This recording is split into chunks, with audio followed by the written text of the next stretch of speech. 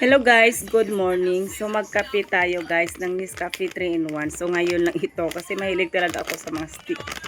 So magkape ako ngayon. So magbigay lang ako ng reaction doon kay Padilla, kay Ruben Padilla at saka kay Bato de la Rosa na sinasabi ng mga kapwa natin Pilipino na tinakas daw ni Ruben Padilla si Bato de la Rosa, di ba?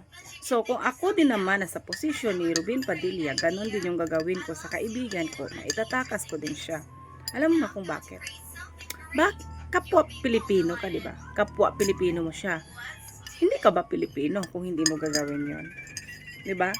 Bakit mo isusuko yung kapwa mo Pilipino sa ibang dayuhan? Kung meron naman tayong jail dito, meron naman tayong prisuhan. Di ba?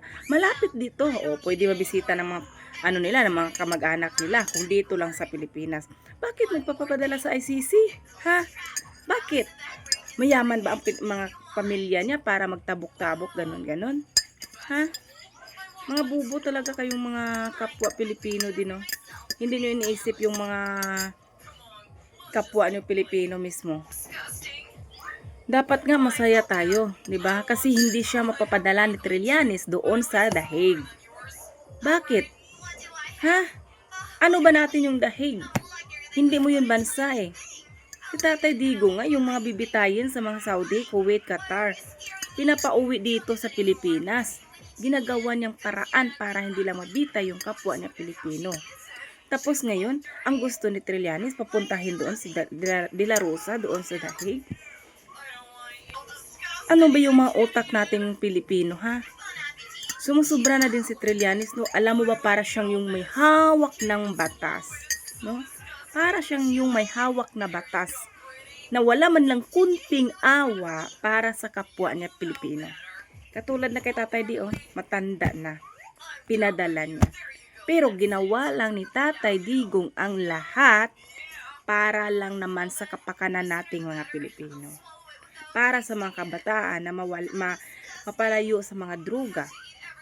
Pero ano ang ginagawa ng mga gobyerno natin ngayon? Yung mga nagre-rape, yung mga drug lord na pinapatay yung mga inosente, bakit hindi pinapadala dun sa The Hague? Ha?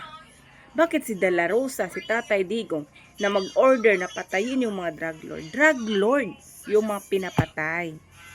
Hindi yung mga walang sala. Tapos ngayon, ganun yung gawin nyo kay Bato? Na hindi nyo alam na wala kayo sa ginawa ni Bato noon pa? Sana magbigay naman kayo ng space dito sa puso nyo at sa utak nyo. Na tayo ay kapwa Pilipino. Protektahan natin yung ating kapwa. Kasi tayo ay isa lang. Isang Pilipino. Ganon. Kung ako talaga kay Ruben Padilla, kung totoo man na tinakas niya, saludo pa ako doon. Yan is in my own opinion. That's all.